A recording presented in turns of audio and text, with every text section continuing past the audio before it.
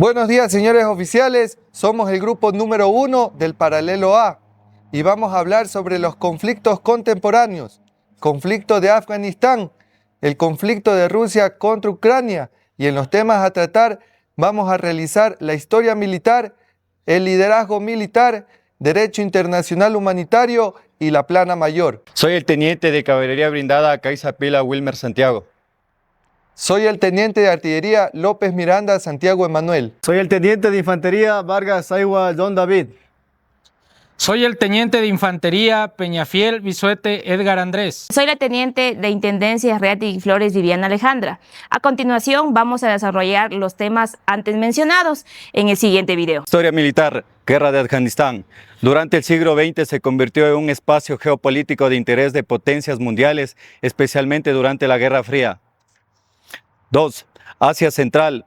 Durante la Guerra Fría, Afganistán se convirtió en una de las facetas del conflicto global entre los Estados Unidos y la Unión Soviética. 3. La guerra de Afganistán tuvo causas internas y externas. Internas, debilidad histórica del Estado de la autoridad central. Externas, Afganistán se convirtió en un territorio de confrontación geopolítica como la Guerra Fría. 4. Tras los atentados del 11 de septiembre de 2001, el ejército estadounidense inició una invasión militar, concluyendo como fase militar del conflicto sin solución estructural. 5. El conflicto supuso altos costos económicos. 6. Pakistán quería mantener a Afganistán a raya. Irán quería que la situación en su frontera se estabilizara. Rusia y China mostraron más orientadas en su diplomacia. Liderazgo militar de Estados Unidos, General Stanley McChrystal. Talibán, Mullah Mohan Omar. Justificar el principio y valor más significativo observado en cada líder. Del general Stanley McChrystal, el principio más significativo, la confianza. En el liderazgo del general Stanley McChrystal, el principio de la confianza fue fundamental para el éxito de sus operaciones en Afganistán. McChrystal promovió una cultura de confianza mutua entre comandantes y tropas, fomentando la descentralización del mando y la toma de decisiones rápidas en el campo de batalla. Mullah Mohamed Omar, principio más significativo, tenacidad. En el liderazgo de Mullah Mohamed Omar, el principio de la tenacidad fue el más representativo, a pesar de la superioridad militar y tecnología de Estados Unidos y sus aliados. Mantuvo una resistencia constante y prolongada, basada en la perseverancia ideológica y religiosa de sus seguidores. Su liderazgo se caracterizó por no ceder ante la presión externa, sosteniendo la lucha durante años, aún en condiciones adversas. Justificar el tipo de liderazgo y estilo aplicado en el conflicto contemporáneo. General Stanley McChrystal, tipo de liderazgo predominante, participativo y autoridad por valores. El general McChrystal aplicó un liderazgo participativo, ya que fomentó la cooperación, el intercambio de información y la toma de decisiones compartidas entre distintos niveles de mando. Además, ejerció una autoridad por valores basada en la confianza, la responsabilidad y el compromiso ético. Más que la imposición rígida del mando, este enfoque que fue clave de un conflicto contemporáneo complejo que exigía adaptación constante y trabajo en red. Estilo de liderazgo. Liderazgo transformacional y participativo. Su estilo fue principalmente transformacional porque impulsó un cambio profundo en la forma de conducir las operaciones militares, promoviendo innovación, aprendizaje y adaptación organizacional. A la vez, utilizó un liderazgo participativo, creando un clima organizacional de cooperación y corresponsabilidad, lo que mejoró la efectividad de las fuerzas bajo su mando. Mullah Mohamed Omar, tipo de liderazgo predominante, autocrático y autoridad restrictiva.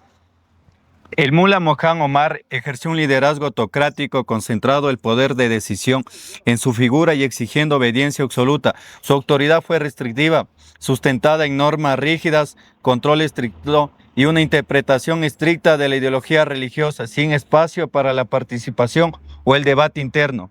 Estilo de liderazgo, liderazgo directivo. Su estilo se caracterizó por un liderazgo directivo, donde las órdenes eran claras, unilaterales y obligatorias. Este estilo permitió mantener la disciplina y cohesión del movimiento talibán, aunque limitó la flexibilidad organizacional y la participación de sus seguidores en la toma de decisiones. Justificar un principio de liderazgo para el mando tipo misión en cada líder. General Stanley McChrystal. Principio de mando tipo misión más significativo, confianza mutua. En el liderazgo del general Stanley McChrystal, la confianza mutua fue esencial para aplicar el mando tipo misión en el conflicto contemporáneo de Afganistán. McChrystal promovió la delegación de autoridad y la toma de decisiones descentralizadas, confiando en la competencia y juicio de sus subordinados. Mullah Mohan Omar. Principio de mando tipo misión más significativo, intención del comandante. En el liderazgo de Mullah Mohamed Omar, el principio de la intención del comandante fue el más relevante dentro del mando tipo misión. Aunque su liderazgo era centralizado, transmitió con claridad un propósito ideológico y estratégico a sus seguidores, lo que permitió que las células talibanes actuaran de forma autónoma, sin contacto directo permanente. Justificar el nivel de liderazgo más dominante según el conflicto contemporáneo. General Stanley McChrystal. El nivel de liderazgo más dominante ejercido por el general Stanley McChrystal fue el nivel indirecto. Su influencia no se centró en la conducción táctica directa, sino en el diseño y una adaptación del enfoque de la contrainsurgencia, la integración de capacidades conjuntas y la coordinación interagencial. Mullah Mohamed Omar. En el caso de Mullah Mohamed Omar, el nivel de liderazgo más dominante fue el nivel indirecto organizacional. Su conducción no se manifestó en el campo de batalla inmediato, sino en la definición de objetivos, narrativa y cohesión del movimiento talibán. Derecho internacional humanitario. Situación 1. ¿Cuáles fueron los derechos y convenios que se violaron o se incumplieron en el conflicto? El conflicto armado de Afganistán 2001 a 2021 tuvo un carácter internacionalizado. Intervinieron fuerzas de Estados Unidos, de la OTAN y gobierno afgano y grupos insurgentes como los talibanes y Al-Qaeda. Durante el desarrollo del conflicto se registraron violaciones asimétricas del derecho internacional humanitario y de la Declaración a los Derechos Humanos. Entre las principales se destacan las siguientes: Convenio de Ginebra de 1949 y el artículo 3 común, atentado contra la vida y la integridad corporal, tratados crueles, tortura y tratos inhumanos, ejecuciones sin juicio previo. La justificación: ejecuciones sumarias de civiles y prisioneros por parte de los talibanes, malos tratos, torturas y tratos degradantes a detenidos por fuerzas extranjeras y afganas, uso de violencias indiscriminadas contra personas que no participaban directamente en las hostilidades. Cuarto Convenio de Ginebra, protección de civiles, violaciones constatadas, bombardeos aéreos que causaron altas muertes civiles masivas, incluyendo mujeres y niños, ataques contra hospitales, escuelas y mercados, uso de escudos humanos por parte de grupos insurgentes. Justificación: ataques aéreos con drones y bombardeos de la OTAN que impactaron zonas civiles, violando el principio de distinción y proporcionalidad. ¿Cuáles son las graves infracciones y sanciones de las partes involucradas? Violación del principio de distinción, empleo de ataques aéreos y drones en áreas pobladas sin adecuada identificación positiva del objetivo, ataques y atentados deliberados de los talibanes contra la población civil. Los militares incumplieron en el proceso de selección del objetivo y deficiencias en inteligencia, vigilancia y reconocimiento.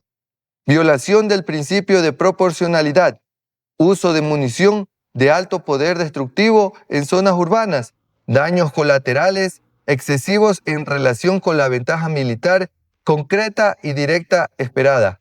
Los militares no tuvieron una buena planeación y ejecución de operaciones no considerando adecuadamente los daños colaterales, lo que derivó en bajas civiles no justificadas militarmente. Trato a los prisioneros de guerra, detenciones prolongadas sin control judicial, malos tratos y tortura en centros de detención. Los militares incumplieron los procedimientos de detención, custodia y transferencia de prisioneros, afectando la indisciplina, legitimidad y legalidad a las operaciones. Uso de métodos y medios prohibidos por parte de grupos armados. empleo de artefactos explosivos improvisados de manera indiscriminada, uso de civiles como escudos humanos, reclutamiento y empleo de niños combatientes. Los militares provocaron violaciones graves al derecho internacional humanitario usando estrategias asimétricas, ilícitas, orientadas a erosionar la moral, legitimidad y libertad de acciones de las fuerzas regulares. Situación 2. Caso número 1. Bombardeo del hospital en conflicto armado interno. ¿Está permitido atacar un hospital en situaciones bajo el derecho internacional humanitario? De acuerdo con el derecho internacional humanitario, en tiempos de conflicto armado, hospitales como bienes están protegidos y no deben ser utilizados o entregados con fines militares. Si bien, en principio, si un hospital es empleado de tal manera que constituye un atentado contra un número de personas contrarias, los bienes específicos dejan de estar protegidos y son ataques justificados. En este caso, la situación es tal que el Estado alega que la instalación en realidad opera como un cuartel militar. En principio, esto puede justificar un ataque siempre cuando se haga advertencia y es posible evacuar al personal de la instalación de manera segura. 2. ¿Cuáles son las condiciones que deben cumplir para que un hospital pierda su protección? Para que los hospitales no estén protegidos, debe haber sido empleado en actividades que asiste a operaciones militares. No obstante, tales actividades deben estar adecuadas con pruebas concretas y objetivas. También las partes deben haber sido notificadas previamente de que exista y se convierta en un objetivo militar. Y se les debió haber dado la opción de que cesen su utilización militar del hospital. Tal protección no será hacia otro lado y cualquier destrucción deberá ser proporcional y acorde con los principios del derecho internacional humanitario. 3. ¿Cómo debería haberse manejado esta situación conforme al derecho internacional humanitario? El ejército debería investigar para determinar el uso militar del hospital y en tales casos deberían proporcionar una advertencia para su retirada y permitirles retirarse del área si es necesario. Si se determina que el hospital se utiliza para funciones militares, entonces puede continuar, pero luego puede ser atacado y la expectativa es que la población civil y la propiedad civil no se vean gravemente dañadas. Además, por supuesto, en cualquier caso, la protección civil y la atención médica deben garantizarse en todo momento y los sistemas de advertencia y proporcionalidad deben aplicarse allí también. Caso número 2. Prisioneros de guerra obligados a trabajos forzosos. 1. ¿Cuáles son los derechos fundamentales de los prisioneros de guerra según el derecho internacional humanitario? Los prisioneros de guerra tienen derechos específicos, como la protección contra la tortura y otros malos tratos, y crueles e inhumanos, y tratos de detención, derecho a condiciones humanas de detención y acceso a atención médica y comunicación con familiares y organizaciones humanitarias. De acuerdo con la Convención de Ginebra, independientemente de su clasificación formal y categorización, a saber, deben ser tratados con humanidad. 2. ¿Es legal obligarlos a realizar trabajos forzados? No. De acuerdo con el derecho internacional humanitario, los prisioneros de guerra pueden ser obligados a trabajar. Sin embargo, los derechos deben ser lícitos, no poner en peligro su salud, seguridad o dignidad, ni ser un medio para explotarlos o someterlos. La presentación laboral debe ser voluntaria. En caso contrario, deben autorizarse y regularse, incluso en la ley, sin ser considerada trabajo forzado, en términos de esclavitud o tortura. Asimismo, los trabajos deben cumplir con las condiciones acordadas por las convenciones internacionales. 3. ¿Qué acciones deberían tomar los organismos internacionales frente a esta situación?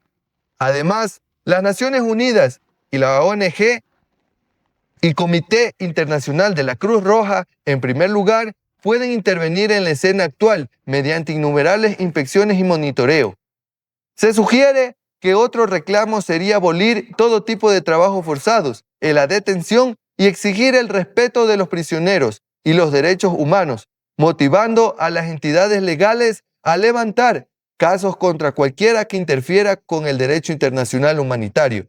Además, podrían abstenerse de la prisión o solicitar mejores condiciones y ayudar a los liberados. Muy buenos días, señores oficiales. A continuación voy a permitirme explicarles todo lo concerniente al manejo de personal y a la administración del recurso humano en referencia al conflicto ruso-ucraniano.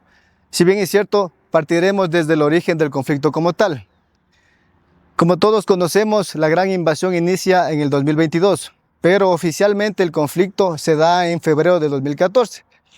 Históricamente, tras la disolución de las URSS, de la conocida Unión de Repúblicas Socialistas Soviéticas en 1991, Ucrania se independiza y con esto adquiere territorio estratégico y a su vez se adhiere a la península de Crimea. Recordemos que el puerto de Sebastopol militarmente es conocido como un punto vital estratégico. De hecho, es considerado para algunos analistas militares como el mayor y más importante punto estratégico a nivel mundial, ya que Rusia utiliza el puerto durante los 365 días porque es el único puerto de aguas profundas cálidas. ¿Qué quiere decir esto? Que durante los 365 días no se congela. No existe una única razón en el origen del conflicto. Existen razones geopolíticas, estratégicas y también históricas. El conflicto entre Rusia y Ucrania ha demostrado que, aún en una guerra caracterizada por el uso intensivo de tecnología, el factor humano sigue siendo el elemento decisivo que sostiene, limita o potencia el poder militar, más allá del armamento, la conducción y el volumen de las fuerzas. El desempeño del personal militar ha influido de manera directa en la duración, la intensidad y los resultados parciales del conflicto. Ambos estados han luchado no solo por derrotar al adversario, sino para mantener, aumentar y reponer sus fuerzas vivas dentro de una guerra, con enormes pérdidas humanas y agotamiento progresivo de recursos demográficos y sociales. A continuación procedemos a abordar las pérdidas de combate, los heridos, los recuperados y los reemplazos. Al referirnos a las pérdidas de combate, sabemos que han sido elevadas y constantes, reflejando un conflicto de desgaste prolongado. En ambos bandos, la pérdida de personal entrenado ha tenido un impacto inmediato en la capacidad de las unidades, especialmente cuando se trata de mandos intermedios y combatientes con experiencia acumulada. Los heridos han presentado una proporción considerable de las pérdidas totales. Más allá del daño físico, el número de heridos ha condicionado el empleo del personal, ya que cada combatiente herido implica recursos destinados a su atención, evacuación y recuperación. Los recuperados han sido un recurso clave, aunque limitado. La reincorporación de combatientes con experiencia ha permitido mantener cierto nivel de conocimiento táctico dentro de las unidades. Finalmente, al referirnos a los reemplazos, nos indica que ha sido uno de los mayores desafíos. La rapidez con la que se incorporan nuevos efectivos no siempre garantiza la continuidad operativa. Adentrándonos en lo que respecta a personal, el situacional a resolver. Nuestra situación particular es que el comandante ucraniano del batallón mecanizado número 47 Magura recibe la misión de atacar posiciones fortificadas rusas a partir del 12 de junio de 2025 hasta el 18 de junio del 2025, con el fin de recuperar el control territorial en Kupiansk y evitar que el ejército ruso continúe su proyección invasiva, para lo cual el batallón mecanizado número 47 Magura es reforzado por la segunda compañía de tanques compuesta por 28 vehículos blindados M1A1 Abrams.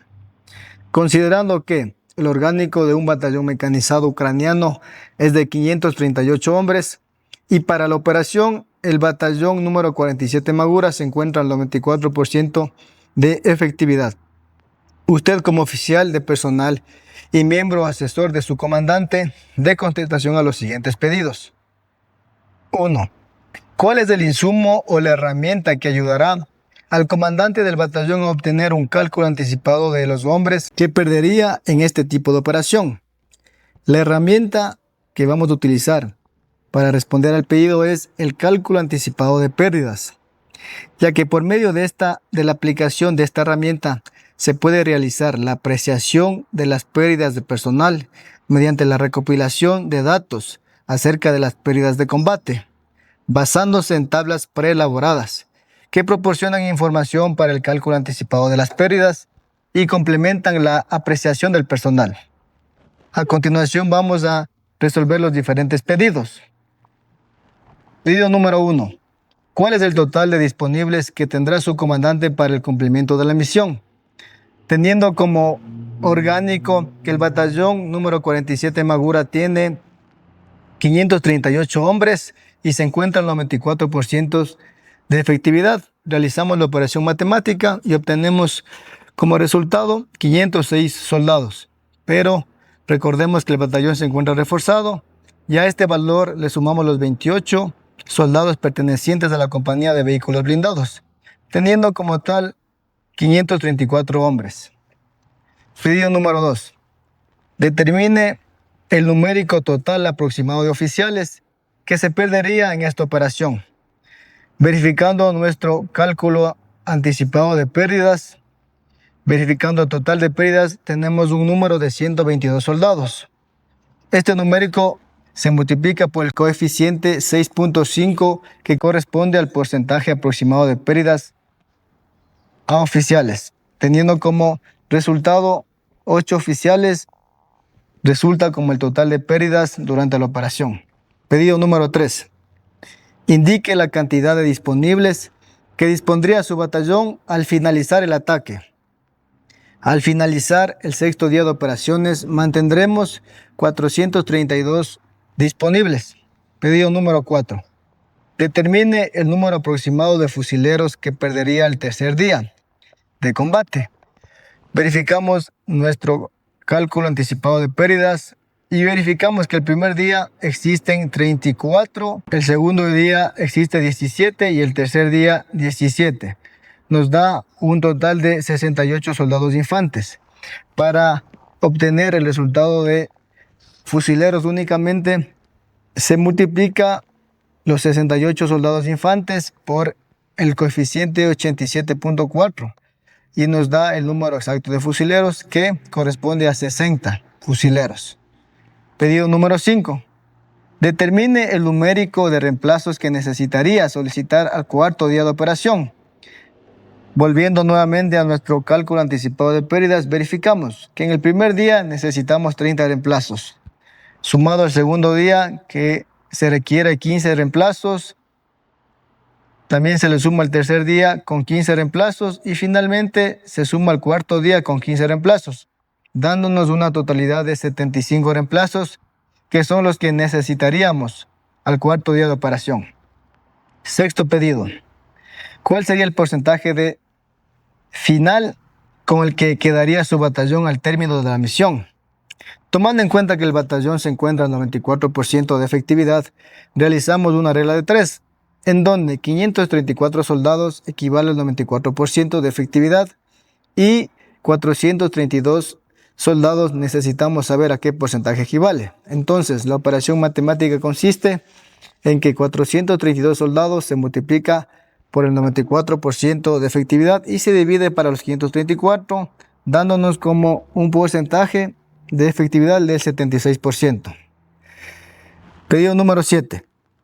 Finalmente, usted como oficial encargado del manejo y la administración del personal de su batallón y conocedor que al finalizar la operación existirá personal de su unidad que posiblemente no retorne sano y salvo, ¿cuáles serían las palabras de inspiración y motivación que diría a sus hombres previo al ataque?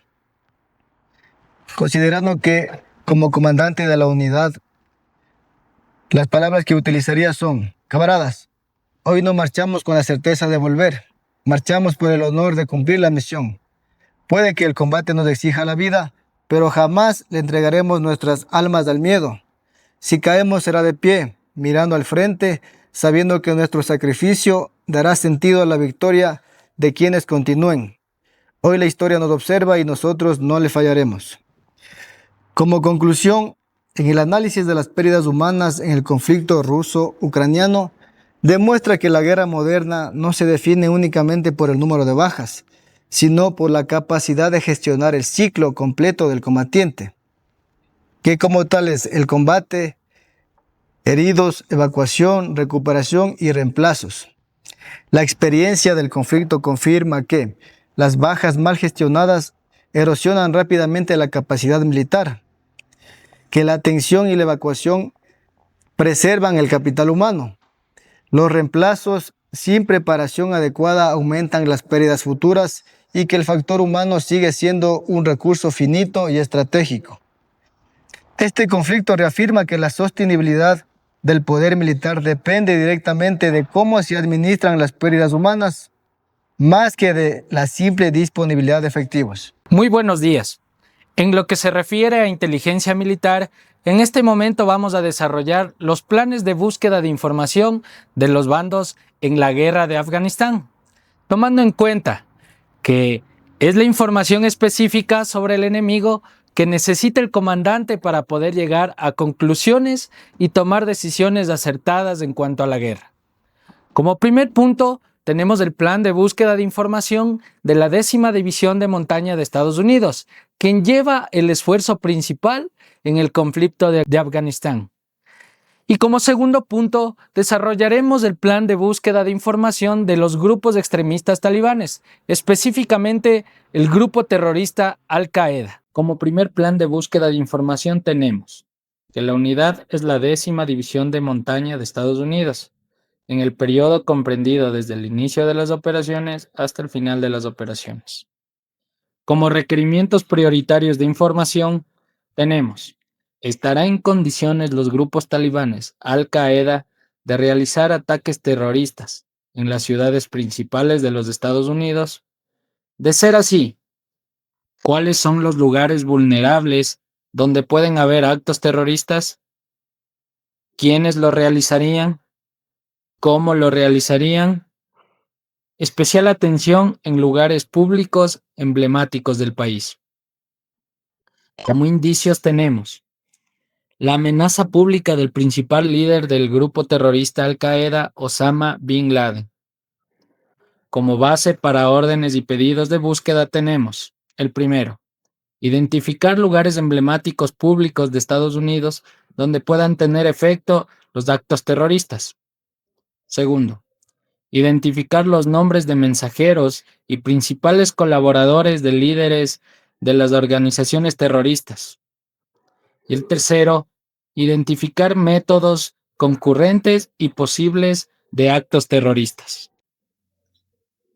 Como agencias de búsqueda de información tenemos la Agencia Central de Inteligencia CIA, la Oficina Federal de Investigación FBI, la Agencia de Investigación de Defensa DIA, la Oficina Nacional de Reconocimiento NRO y la Oficina de Inteligencia de Investigación INR.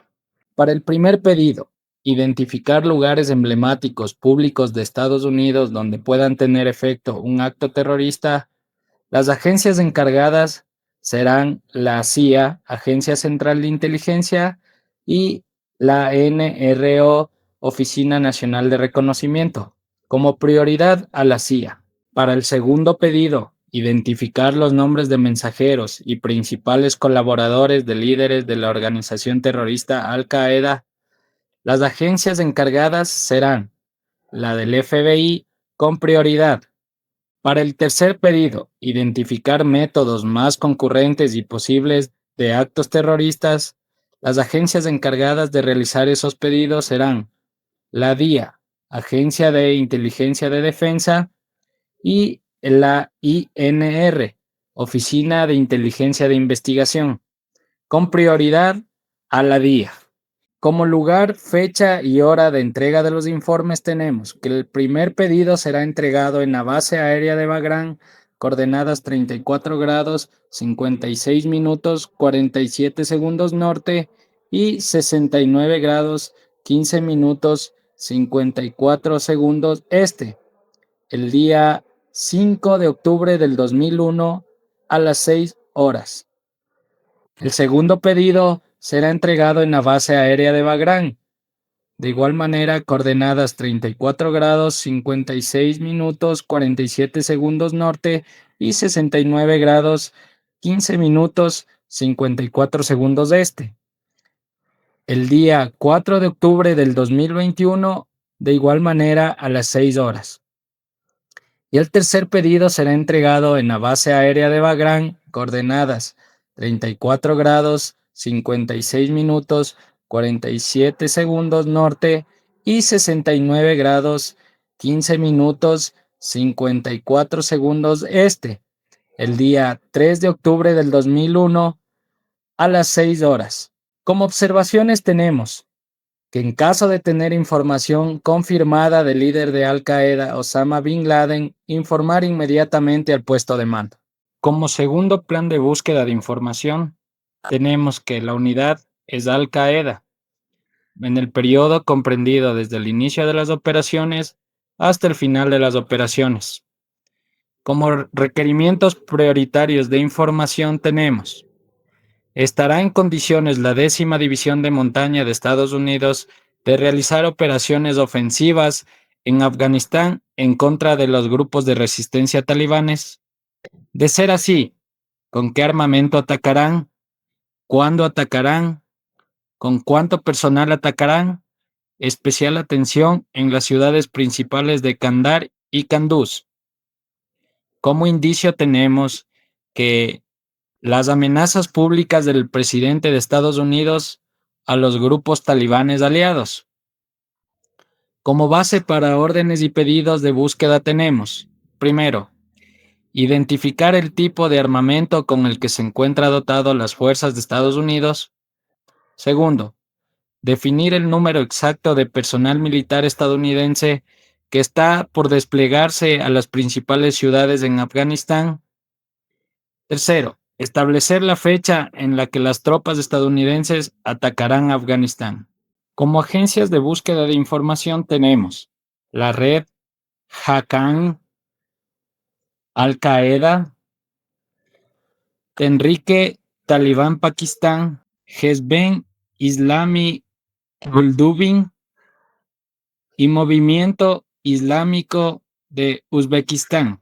Para el primer pedido, identificar el tipo de armamento con el que se encuentra dotado las fuerzas de Estados Unidos, tenemos que las agencias encargadas serán la red Haqqan y el Movimiento Islámico de Uzbekistán, con prioridad para la red Haqqan. Para el segundo pedido, definir el número exacto de personal militar estadounidense que está por desplegarse a las principales ciudades en Afganistán, tenemos que las agencias encargadas de esa información serán Al Qaeda y Hezb Islami Guldubin, con prioridad para Al Qaeda.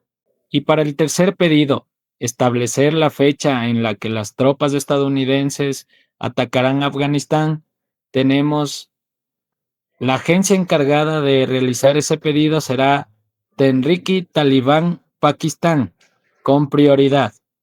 El lugar, fecha y hora de entrega del informe serán: para el primer pedido, la Casa de Seguridad Kandahar, Afganistán, en coordenadas 31 grados 61 minutos 37,23 segundos norte y 65 grados 71 minutos 07,02 segundos este. El día 2 de octubre del 2001 a las 3 a.m. Para el segundo pedido tenemos que será en la Casa de Seguridad Kandahar, en Afganistán, coordenadas 31 grados 61 minutos 37,23 segundos norte y 65 grados 71 minutos 07,02 segundos este. El día 3 de octubre del 2021 a las 4 a.m.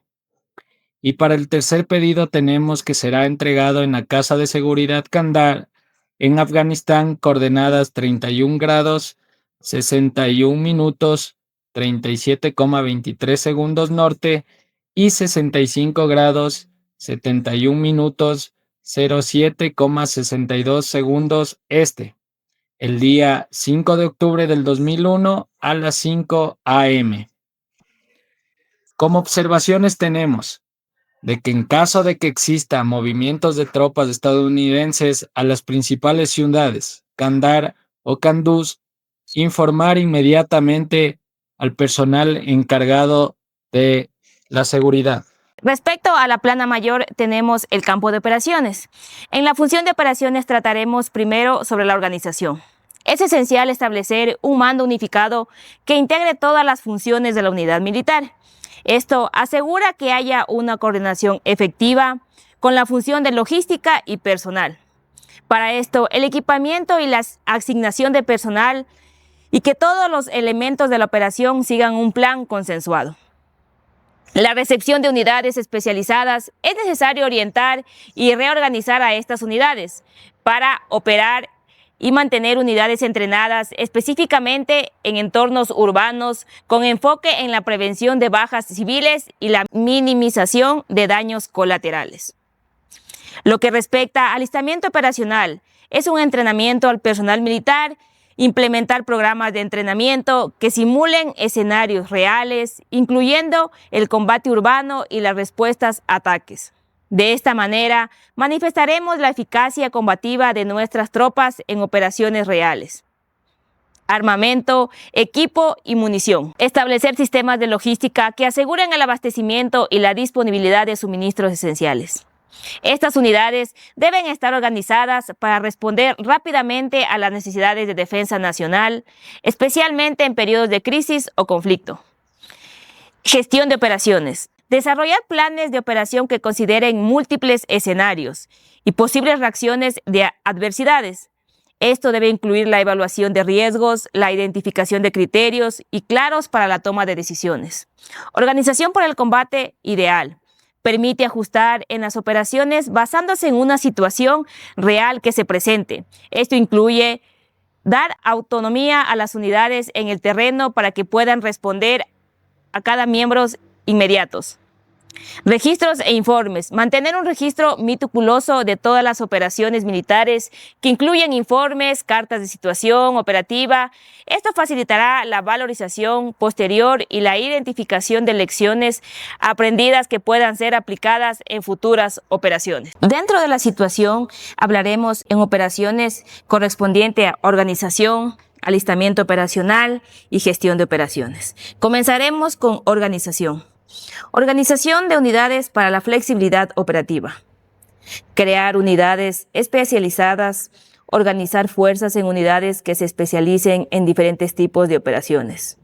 Por ejemplo, combate urbano, inteligencia, asistencia humanitaria, para minimizar la eficacia en varios escenarios.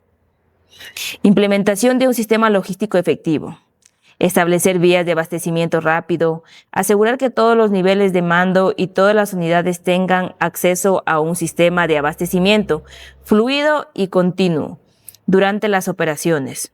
Por ejemplo, mediante la coordinación efectiva con logística para que pueda suministrar en tiempo real. Como segundo punto, hablaremos de alistamiento operacional, entrenamiento intensivo y realista. Ejercicios de simulación. Realizar entrenamientos con escenarios que reflejen situaciones reales del conflicto, enfatizando técnicas de guerra asimétrica y defensa civil, y permitiendo que todos los soldados, incluyendo reservistas, participen.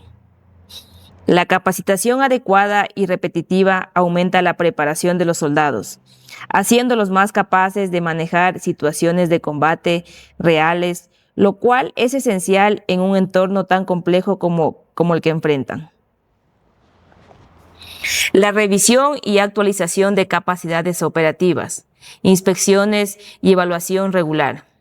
Es establecer un régimen de inspección para evaluar el estado de preparación de las unidades y el equipo, favoreciendo la identificación de áreas de mejora y la pronta solución de problemas. La vigilancia de las capacidades operativas asegura que las unidades estén listas para cualquier eventualidad y que el equipamiento se mantenga en condiciones óptimas, previniendo contratiempos en el campo. Gestión de operaciones. Desarrollo de planes flexibles y adaptables. Elaborar planes. La planificación detallada aumenta la posibilidad del éxito al permitir que las unidades respondan a la realidad cambiante en el campo de batalla y ayuda a gestionar el riesgo operacional. Organización para el combate. Es establecer una estructura de mando clara que delinee las responsabilidades de cada miembro dentro de las mismas. Esto incluye definir las funciones específicas que muestren la jerarquía y la conexión del equipo o grupo de combate. Como las acciones de operaciones psicológicas, las siguientes. Campañas de información. Utiliza campañas de información y propaganda para influir en la percepción pública tanto a nivel local como internacional. Esto incluye la difusión de material que enfatiza las amenazas que representan y las necesidades de la acción militar. Ejemplo, la presentación de imágenes de ataques sobre el territorio para justificar las represalias y mostrar la necesidad de mantener una defensiva activa. Amenazas y advertencias previas. Antes de realizar ataques aéreos, a menudo da avisos a la población civil a través de mensajes de texto, llamadas telefónicas y folletos. Esto tiene como objetivo reducir las bajas civiles y demostrar compromiso con la protección de civiles. Ejemplo, durante las operaciones militares se avisa a los residentes de los objetivos a atacar para que evacúen áreas específicas. Deslegitimizar del enemigo.